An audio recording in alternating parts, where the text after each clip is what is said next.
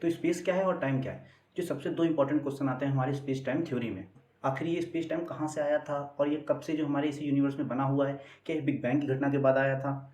और ये कब तक रहेगा हमारे यूनिवर्स में? तो हेलो दोस्तों, मैं हूं अमन सिंह सर। चालू करते हैं हम लोग ये अपना वीडियो। तो सबसे पहले हम लोग समझना होगा आखिर स्पेस टाइम जो हमारे लिए इंपॉर्टेंट क्यों है, हम लोग इसको क्यों जानना जरूरी है। तो इसके लिए मैं एक एग्जाम्पल लूँगा, बहुत सिंपल सा एग्जाम्पल है। जिसमें मान लीजिए आपको अपने दोस्त से मिलने जाना है, तो आप क्या करेंगे? आप उससे डायरेक्ट मिलने तो पहुंच नहीं जाएंगे। आप उससे क्या पूछेंगे? टाइम पूछेंगे, भाई आखिर मिलने कितने बजे आना है, या पूछेंगे वेन्यू क्या है, मतलब कहाँ पर आना है। तो अगर आप इन दोनों में से एक भी चीज़ आपके पास मिसिंग है तो आप उस तक नहीं पहुंच सकते, यानी उसकी लोकेशन का आप पता नहीं लगा सकते। तो एक ये सिंपल सा एग्जांपल है कि हमारे लिए स्पेस टाइम क्यों जरूरी है। फिर सेकेंड चीज़ आती है स्पेस टाइम हमारे लिए क्यों जरूरी है, कि स्पेस टाइम जो हमारे यूनिवर्स में सबसे पहले आया था बिग बैंग के बाद। तो हम लोग इससे जान सकते हैं कि आखिर हमारा पास्ट क्या है या हमारा फ्यूचर क्या है, या ये कब तक हमारा रहेगा यूनिवर्स।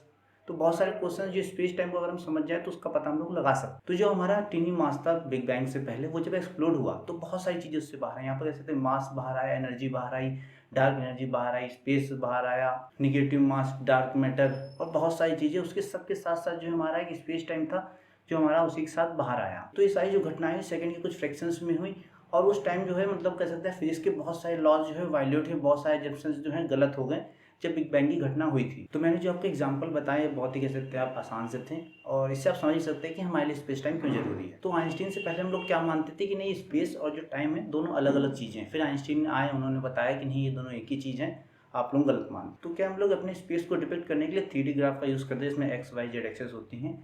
लेकिन बात यहाँ पर आती है हमारे टाइम की। अगर दोनों रिलेटेड है तो हम लोगों को टाइम को भी जो है किसी एक्सेस पे डिनोट करना होगा। तो ये भी एक थोड़ा सा कंफ्यूजन है कि हम लोग स्पेस टाइम ग्राफ में जो टाइम को कैसे डिनोट करें। टाइम को क्या है, आप बेसिक प्रॉपर्टी मान सकते हैं, जैसे आप मीटर हो गई, लीटर हो गई। तो लेकिन क्या 1 लीटर जो 1 लीटर के बराबर होता है, आप कहीं भी चले जाएं। लेकिन टाइम के साथ ऐसा नहीं है। टाइम हो सकता है यहाँ पर 1 सेकंड 1 सेकंड के बराबर, लेकिन किसी और यूनिवर्स में या किसी और गैलेक्सी के पास जो है 1 सेकंड हो सकता है आधा सेकंड हो, या 1 सेकंड में 2 सेकंड हो।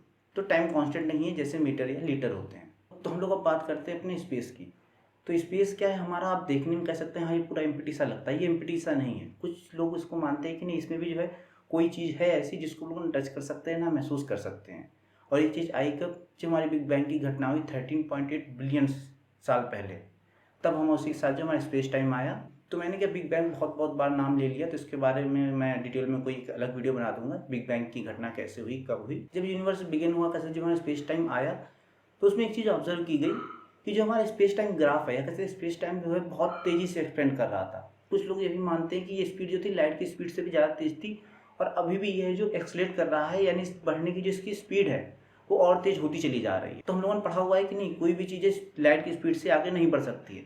लेकिन यहाँ पर कुछ फिजिसिस्ट मानते हैं कि नहीं, ऐसा जो होता है वो हमारे यूनिवर्स के अंदर होता है। मतलब यूनिवर्स के अंदर कोई चीज़ जो है स्पीड की लाइट से नहीं बढ़ सकती, लेकिन स्पेस टाइम क्या है, वो हमारा खुद में यूनिवर्स है, वो एक्सपेंड कर रहा है, वो यूनिवर्स के बाहर की चीज़ है। तो इसका मतलब क्या है कि जो हमारी चीज़ें हैं, यानी कह सकते हैं 2 सन के बीच की डिस्टेंस या 2 गैलेक्सीज के बीच की डिस्टेंस, वो दिन ब दिन जो है कह सकते हैं बढ़ती चली जा रही है। और इन सब में सबसे बुरी चीज़ यही कि हम लोग को पता नहीं कर पा रहे हैं कि आखिर ये एक्सलेट कर क्यों रहा है। क्योंकि यूनिवर्स की हम लोग बात कर रहे हैं यहाँ पर, कि आखिर यूनिवर्स जो इतना भारी है, इतने सारे ग्रह हैं उसमें, इतने सारे सन से, इतने सारे ब्लैक होल से, वो एक्सलेट कर रहा है। यानी हम लोगों को बहुत ज़्यादा कह सकते हैं फोर्स की ज़रूरत है। आखिर ये फोर्स या एनर्जी कहाँ से आ रही है जो इसको इतने बड़े मास को एक्सलेट कर रही है। तो यहाँ पे हमारा कॉन्सेप्ट आता है डार्क एनर्जी का। तो अभी हम लोग इसके बारे में ज़्यादा कुछ नहीं पता लगा पाए हैं, लेकिन वैज्ञानिक मानते हैं कि हमारे यूनिवर्स का करीब 70% जो है वो डार्क एनर्जी से ही बना हुआ है। कुछ लोग ये भी मानते हैं कि ये जो स्ट्रांग होती जा रही है। तो हम लोग नहीं जानते हैं कि ये क्या है और ये समय के साथ कैसा बिहेव करेगा। लेकिन एक चीज़ है, कुछ लोग ये मानते हैं कि हमारे जो ग्रेविटेशनल फोर्स है उसके जस्ट अपोजिट हमारी जो डार्क एनर्जी काम करती है। यानी हमारी जो ग्रेविटेशनल फोर्स है वो अट्रैक्शन का काम करता है, और जो हमारी डार्क एनर्जी है वो रिपल्सन का काम करती है। इसीलिए क्या हमारा जो यूनिवर्स है वो एक्सपेंड कर रहा है बहुत तेज़ी से, बल्कि ये एक्सलेट कर रहा है। तो अगर ऐसा फ्यूचर में पॉसिबल हुआ, ये हमारे जो है ग्रेविटेशनल फोर्स से ज़्यादा ताकतवर हो गया, तो ग्रेविटेशनल फोर्स हमारा वीक होने लगेगा और हमारा यूनिवर्स डिस्ट्रॉय हो जाएगा। तो मैंने बताया यूनिवर्स एक्सपेंड कर रहा है, लेकिन एक चीज़ ये भी ऑब्जर्वेबल है कि जो हमारा यूनिवर्स एक्सपेंड कर रहा है वो इवेंटली नहीं एक्सपेंड कर रहा है। आप मान सकते हैं जो एक्स एक्सिस में एक्सपेंड कर रहा है, हो सकता है जो एक्स वाई एक्सिस पे वो कुछ अलग तरीके से एक्सपेंड कर रहा है, या वहाँ कम एक्सपेंशन हो रहा है, कहीं पर ज़्यादा एक्सपेंशन हो रहा है। तो ये चीज़ ऑब्जर्व क्यों हुई कि जो बिग बैंग का तो छोटा सा मास था उसकी डेंसिटी बराबर नहीं थी, यानी जब एक्सपेंशन हुआ तो इवेंटली एक्सपेंशन नहीं हुआ। इस वजह से क्या हो, कहीं पर कहीं एनर्जी ज़्यादा थी, कहीं एनर्जी तो कम थी। तो इससे हुआ क्या, जब हमारी एनर्जी जो मास में कन्वर्ट हुई तो कहीं पर जो है मास बहुत ज़्यादा आ गया, कहीं पर मास कम आ गया है। तो इसकी क्या हुआ, जब हमारा स्पेस टाइम ग्राफ था उसको कहीं पर बहुत ज़्यादा बेंड हो चुका है, कहीं पर बहुत कम बेंड हो चुका है। तो ऐसी चीज़ें ऑब्जर्व की गई। तो आप सोच रहे होंगे कि ये कर्व वाली चीज़ क्या कि स्पेस टाइम ग्राफ कैसा है। तो स्पेस टाइम ग्राफ क्या है, आप ऐसे कह सकते हैं कि पूरी आप चादर मान सकते हैं इसको। चादर में क्या, अगर आप छोटी बॉल डालेंगे तो कम दबेगी, अगर आप बड़ी बॉल डालेंगे तो बहुत ज़्यादा दब जाएगी। तो इसकी क्या ऑब्जर्व किया गया, तो स्पेस टाइम ग्राफ को जो हर एक ऑब्जेक्ट था, ब्लैक होल्स हमारे बहुत ज़्यादा बेंड कर रहे हैं, सन हमारा और ज़्यादा बेंड कर रहे हैं, जो प्लैनेट्स हमारे वो थोड़ा सा कम बेंड कर रहे हैं। तो आप इसको ऐसे समझते हैं कि जितना ज़्यादा मास होगा वो स्पेस टाइम ग्राफ को उतना ज़्यादा बेंड करेगा। तो हमारा टाइम जो है इसी के अकॉर्डिंग चलता है। तो टाइम हो सकता है कहीं पर तेज हो, कहीं पर धीमा हो, और यहाँ तक कि पॉसिबल है कहीं पर टाइम रुक भी जाए। तो ग्रेविटी हमारा इसलिए जो कह सकते हैं यूनिक फोर्स है। ये वीक होता है अगर कंपेयर करें हमारे जो और फंडामेंटल फोर्सेस हैं उनके कंपेरिजन में। तो जो ग्रेविटी है हमारे स्पेस टाइम जो ग्राफ है उसको बेंड करने तक की ताकत रखती है, जो हमारे और किसी फोर्स में नहीं ऑब्जर्व की गई। अगर मैं आपकी बात करूँ तो आप भी जो है स्पेस टाइम ग्राफ को बेंड कर रहे हैं, लेकिन आपका मास बहुत कम है, इसलिए आप उसको जो है बहुत ही कम बेंड कर रहे हैं इन कंपेरिजन टू जो बड़े बड़े हमारे स्टार्स हैं या गैलेक्सीज हैं या हमारे अर्थ हैं, प्लैनेट्स हैं। तो आप कह सकते हैं ग्रेविटी जो है हमारी टाइम को इफेक्ट कर रही है।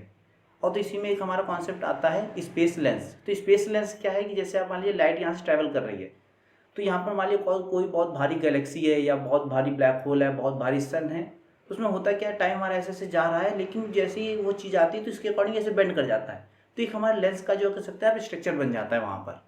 तो ऐसी बहुत सारी स्ट्रेंज चीज़ें जो है हमारी गैलेक्सीज में होती रहती हैं। हम लोग अपनी आने वाली वीडियोज़ में इन सभी को हम धीरे धीरे जो है जानते रहेंगे। अगर आपके मन में आ रहा है कि नहीं ये चीज़ कैसे होती है, ये कैसा होता है, तो यार हम लोग को बताइए कमेंट सेक्शन में। तो आपने जो क्या इंस्टेंस ट्रांसमिशन का नाम सुना होगा, जो आपने ड्रैगन बॉल जी अगर आपने देखा होगा, एनिमे आता था पहले ही, अभी भी है।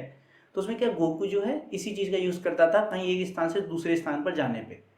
तो स्पेस टाइम ग्राफ से क्या इसको बहुत आसानी से आप समझ सकते हैं। जैसे आप एक्स वाई अगर आप अपना ग्राफ लेंगे, तो अगर वाई के पैरेलल मान लीजिए आपने कोई लाइन ड्रॉ की, तो आप कांस्टेंट एक्स के लिए क्या है आप वाई में जो है ट्रैवल कर सकते हैं कहीं भी। तो आप अगर यही स्पेस टाइम ग्राफ में देखिए अगर, तो आप अगर हमारे स्पेस टाइम ग्राफ में जो है अगर स्पेस को कांस्टेंट कर दें, यानी पोजीशन को कांस्टेंट कर दें और टाइम के एक्सिस के अलाउंग चलें, यानी आप एक ही स्पेस पर खड़े होकर टाइम के अलाउंग चल सकते हैं, ये हमारा टाइम ट्रेवल होगा। लेकिन अगर आप हमारे जो है टाइम को कांस्टेंट कर दें और हमारे जो स्पेस के एक्सिस के अलाउंग चलें, तो उससे होगा क्या, आप कांस्टेंट टाइम में जो है स्पेस में कहीं भी हो सकते हैं। तो आप कह सकते हैं हमारे स्पेस में 3 फंडामेंटल चीज़ें, स्पेस, टाइम और एनर्जी। तो जो हमारे स्पेस टाइम जो है वो एनर्जी को सेव करते हैं कि आप किस अकॉर्डिंग जो हमारा यूनिवर्स बनेगा। तो बहुत सारी कॉम्प्लेक्स चीज़ें अभी हो रही हैं और पहले भी हुई थी और आगे भी होती रहेंगी, और इन पर हम लोग जो कह सकते हैं अब स्टडी भी करते रहें। तो जो बड़े स्टार्स हैं या ब्लैक होल्स हैं या कह सकते हैं हमारी अर्थ है, आप हैं, हम हैं, एटम्स हैं, मॉलिक्यूल्स हैं, सब क्या है स्पेस टाइम ग्राफ को जो अपने अपने अकॉर्डिंग बेंड करते हैं, और स्पेस टाइम ग्राफ डिसाइड करता है कि आप उसमें कैसे चलेंगे। तो स्पेस टाइम ग्राफ में अगर बहुत ज़्यादा मास है तो जो हमारे हल्के ऑब्जेक्ट्स है वो उसकी ओर कह सकते हैं अट्रैक्टेड होते हैं, उसकी ओर आकर्षित होते हैं। तो इसी को हम लोग कहते हैं ग्रेविटेशनल फोर्स। तो आप जो हमारे सन का एग्जांपल ले सकते हैं। तो अगर हम लोग एक पल के लिए मान लें कि जो हमारा स्पेस टाइम ग्राफ जो है मास से इफेक्ट नहीं हो रहा, तो उससे होगा क्या, जो हमारे लाइटर ऑब्जेक्ट्स हैं कह सकते हैं बड़े ऑब्जेक्ट तक अट्रैक्ट नहीं होंगे, तो कोई गैलेक्सी नहीं होगी, कोई आपका सोलर सिस्टम नहीं होगा, कोई यूनिवर्स नहीं होगा, कोई एटम नहीं होगा, तो कह सकते हैं कोई जीवन भी नहीं होगा। तो वैसे स्पेस टाइम ग्राफ हमारे बहुत ज़रूरी है हमारे लाइफ के लिए भी। अभी रिसेंट में हम लोग ऑब्जर्व किया जो ग्रेविटेशनल वेव्स हैं वो भी हमारे स्पेस टाइम ग्राफ पर इफेक्ट डाल लेंगे। जैसे आप किसी रस्सी को अगर आपसे झटके तो क्या होगा, रस्सी में वेव उत्पन्न होगी। वैसे क्या, जब दो बहुत भारी ऑब्जेक्ट आपस में कोलाइड करते हैं या पास पास आते हैं, तो स्पेस टाइम ग्राफ में ग्रेविटेशनल वेव्स आती है। उससे क्या हो सकता है कि हमारा अर्थ का पोजीशन थोड़ा ऊपर नीचे हो जाए या हमारी सन की पोजीशन ऊपर नीचे हो जाए। तो हमारे स्पेस की बात नहीं है, केवल हमारा टाइम भी जो स्पेस टाइम ग्राफ से बेंड हो रहा है। तो हमारा एक ये फिनोमेना है ट्विन्स पैराडॉक्स, उसको भी ये जन्म देता है। तो ये सारे जो मैंने कॉन्सेप्ट बताया, ये हमारी एक नई थ्योरी होती है, हमारी क्वांटम स्पेस थ्योरी, इसको जन्म देती है। तो इस थ्योरी में लोग मानते हैं कि जो हमारा यूनिवर्स है अभी के लिए जो बिग बैंग के बाद आया, उससे पहले भी एक यूनिवर्स था और वो खत्म क्यों हुआ, उसमें कैसे तब ग्रेविटेशनल फोर्स इतना ज़्यादा हो गया कि सभी चीज़ें बहुत पास आने लगी और छोटे मास की तरफ टेंड करने लगी। उसके बाद जो अचानक से बहुत भयानक सा एक्सप्लोजन हुआ, हमारा यूनिवर्स जो एग्जिस्टेंस में आ गया फिर से। तो मैंने जितनी भी थ्योरीज की अपने बात की वो इस वीडियो में हो या मेरे पिछले वीडियोज़ में हो, इसमें बहुत सारी जो है मैथमेटिकली प्रूव है, कुछ आप कहते हैं फिजिक्स के द्वारा प्रूफ की गई हैं, कुछ अभी हम लोग प्रूफ करने की कोशिश कर रहे हैं, अपने एजम्पशंस हम लोग मानते रहते हैं। तो कमेंट करिए और बताइए यार आपको क्या लगता है, क्या यूनिवर्स हमेशा यहीं पर बना रहेगा या क्या टाइम जो है हमारा बेंड करता है सच में हमारे स्पेस टाइम ग्राफ, या आपको लगता नहीं स्पेस टाइम ग्राफ ये गलत थ्योरी है, या आपको लगता नहीं आइंस्टीन ने गलत बताया था, स्पेस टाइम थ्योरी जैसा कुछ नहीं होता है, आपके पास कोई अच्छी थ्योरी है तो कमेंट सेक्शन में बताइए। तो हम लोग मिलते हैं अपने अगले वीडियो में, तब तक के लिए सोचिए और लोगों को बताइए कि क्या है ये थ्योरीज। तब तक के लिए बाय बाय, टाटा।